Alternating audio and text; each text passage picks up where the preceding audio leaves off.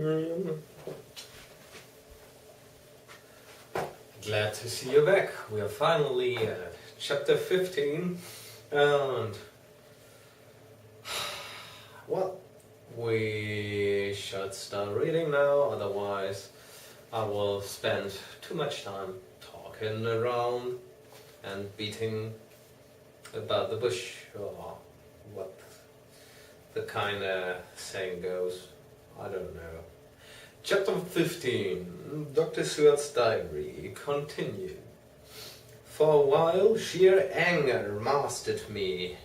It was as if he had, during her life, struck Lucy on the face. I smote the table hard and rose up as I said to him, Dr. Van Helsing, are you mad? He raised his head and looked at me, and somehow the tenderness of his face calmed me at once. Would I were, he said, madness were easy to bear, compared with truth like this. Oh, my friend, why think you did I go so far round? Why take so long to tell you so simple a thing?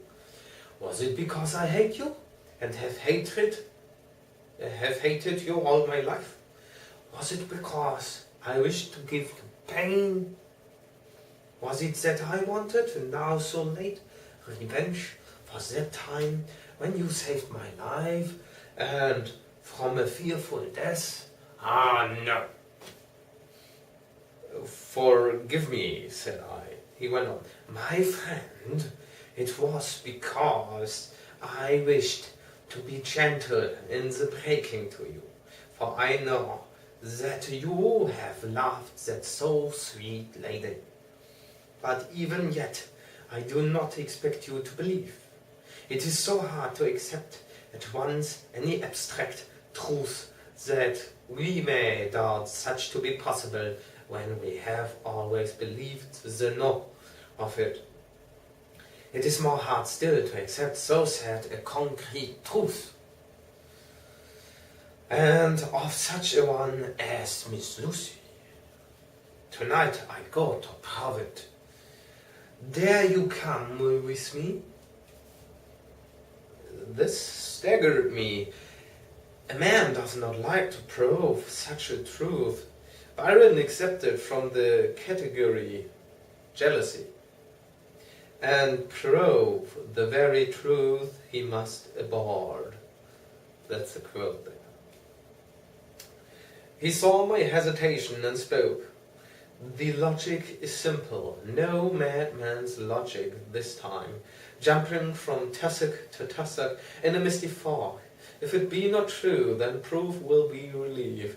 At worst it will not harm. If it be true, there's the dread, yet very dread should help my cause, for in it is some need of belief.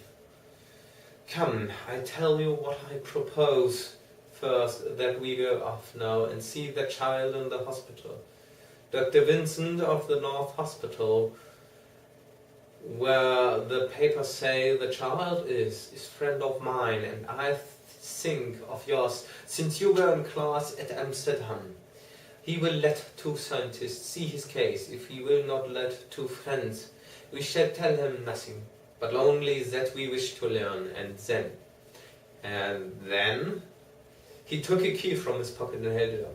And then we spend the night, you and I, in the churchyard where Lucy lies. This is the key that locks the tomb. I had it from the coffin man to give to Arthur. My heart sank within me, for I felt that there was some fearful ordeal before us. I could do nothing, however, so I plucked up what heart I could and said that we had better hasten, as the afternoon was passing. We found the child awake.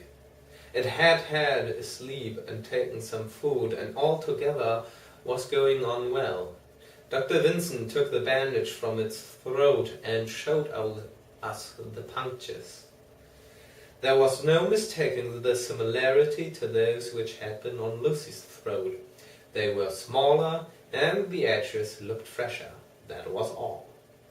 We asked Vincent to what he attributed them, and he replied that it must have been the bite of some animal, perhaps a rat.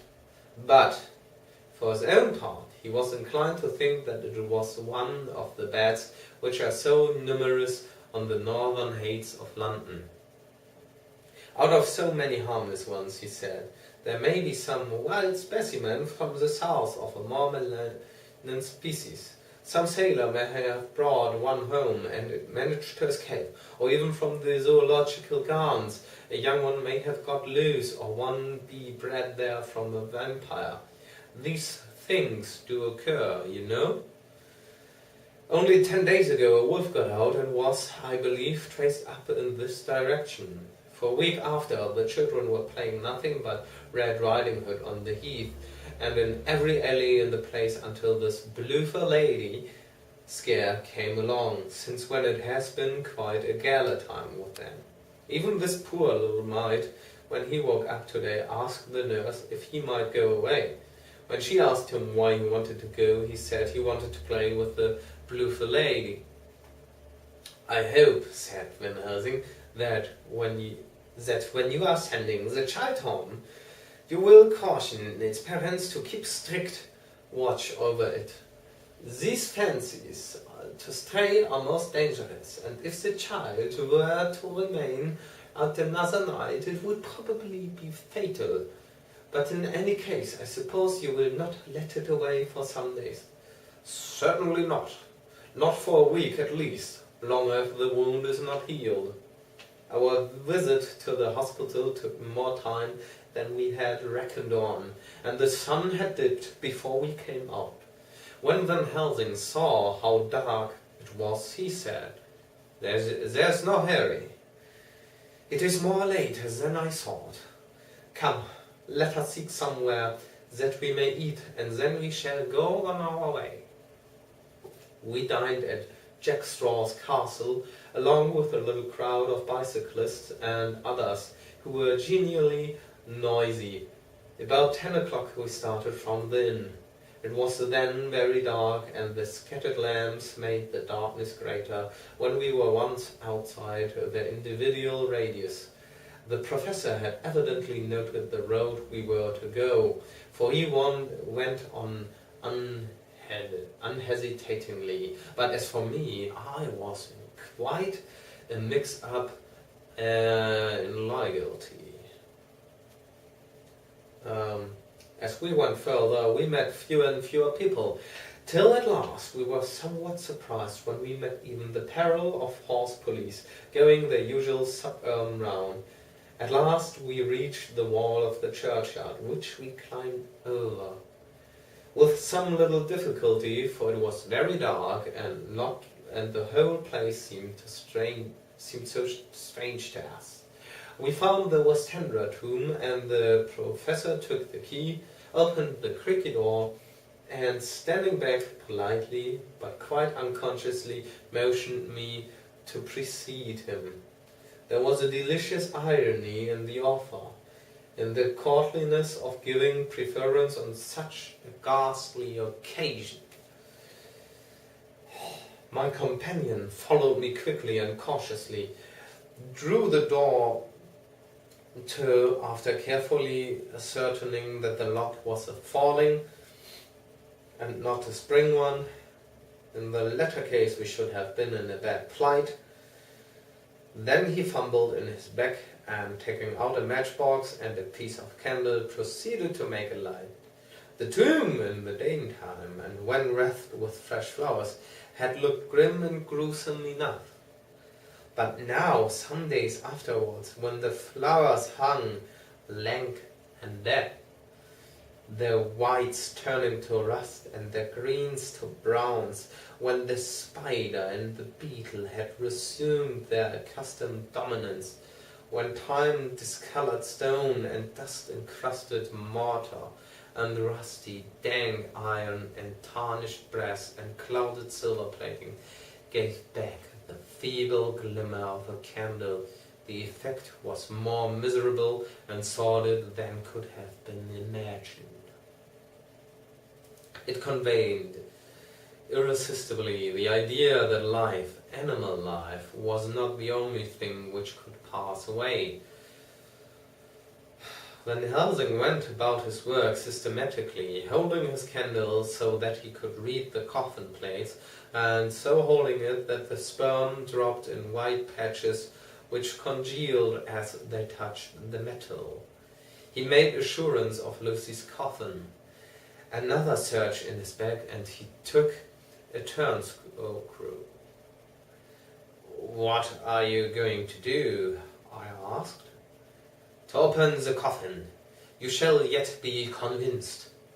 Straightway he began taking out the screws and finally lifted off the lid, showing the casing of lead beneath. The sight was almost too much for me. It seemed to be as much an affront to the dead as it would have been to have stripped off her clothing in her sleep whilst living. I actually took hold of his hand to stop him. He only said, "You shall see," and again fumbling in his bag, took out a tiny fret saw. Striking the turnscrew through the lead with a swift downward stab, which made me wince, he made a small hole, which was, however, big enough to admit the point of the saw. I had expected a rush of gas from the weak-old corpse. We doctors who have had to study our dangers have to become accustomed to such things, and I drew back towards the door, but the professor never stopped for a moment. He sawed down a couple of feet along one side of the lead coffin, and then across and down the other side, taking the edge of the loose flange. He bent it back towards the foot of the coffin, and holding up the candle into the aperture, motioned to me to look. I drew near and looked. The coffin was empty. It was certainly a surprise to me and gave me a considerable shock, but Van Helsing was unmoved. He was now more sure than ever of his ground, and so emboldened to proceed in his task. "Are you satisfied now, friend John?" he asked. I felt all the dogged argumentativeness of my nature awake within me as I answered him. "I'm satisfied that Lucy's body is not in that coffin, but that only proves one thing." "And what is that, friend John?" Next time more, in the next part of Chapter 15.